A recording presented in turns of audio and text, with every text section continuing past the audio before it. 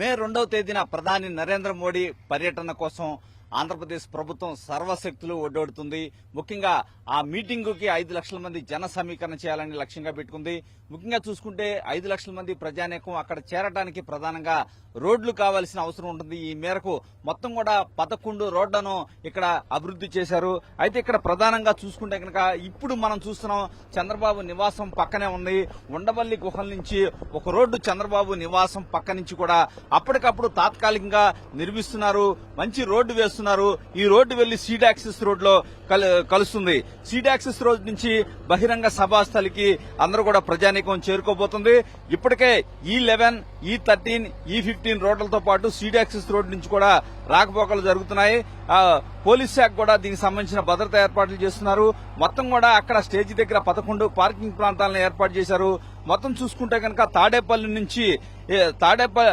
నుంచి ఒక రూట్ ఉంటుంది. మంగళగిరి నుంచి 2 రోడ్లు వస్తూ ఉంటాయి. విజయవాడ ఏదైతే ప్రకాశం బ్యారేజ్ నుంచి కూడా ఒక 2 రోడ్లు వస్తూ ఉంటాయి. తాడికొండ నుంచి ఒకటి, హరిశ్చంద్రాపురం నుంచి ఒకటి కూడా వస్తూ ఉంటాయి. ఈ విధంగా చూసుకుంటే మొత్తం కూడా 11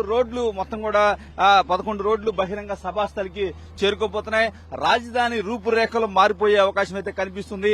రోడ్డు చూస్తుంటే శరవేగంగా ఇక్కడ మనం చూస్తుంటే కనుక శరవేగంగా రేయింబగలు బగలు కూడా రోడ్డు నిర్మాణం చేస్తున్నారు. ఇది చంద్రబాబు నివాసం పక్కనే ఉంటుంది. ఉండవల్లి గ్రామం గుహల నుంచి వచ్చి ఇది పొలాల్లో నుంచి వచ్చి సీడ్ యాక్సెస్ రోడ్డుకి అయితే చేరుకుంటుంది. ప్రధాని నరేంద్ర మోడీ పర్యటన సంబంధించి ముఖ్యమంత్రి రోజు రివ్యూలు నిర్వహిస్తున్నారు. 5 లక్షల మంది ప్రజానీకం వచ్చి ఆ రోజు ఆంధ్రప్రదేశ్ రాజధాని అమరావతి తమ ఆకాంక్షని ప్రధానమంత్రికి ముందు కూడా వ్యక్తపరుస్తున్నారు. ఘన స్వాగతం పలకడానికి రాష్ట్ర ప్రభుత్వం అయితే సర్వశక్తులు ఒడ్డుడుతుందని చెప్పుకోవచ్చు.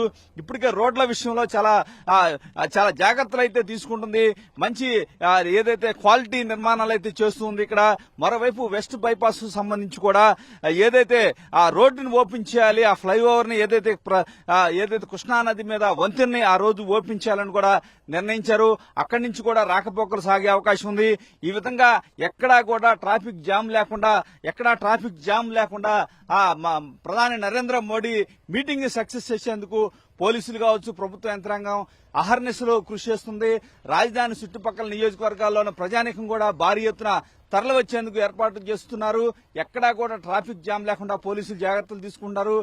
ఏదైతే ప్రధాని నరేంద్ర మోడీ కనీవిని రీతిలో ఆయనకి ఘన స్వాగతం పలకడానికి రాష్ట్ర ప్రభుత్వం సమాయత్తం అవుతుంది.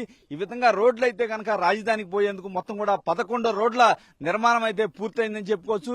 ఎట్టి పరిస్థితుల్లో కూడా రాత్రులు కూడా పనిచేస్తున్నారు. ఇక్కడ రాజధాని ప్రాంతంలో ప్రధాని నరేంద్ర మోడీ పర్యటన సక్సెస్ చేసేందుకు ఇదైతే కనుక మనం చూస్తున్న రోడ్డు అయితే కనుక కొత్తగా నిర్మిస్తున్నారు.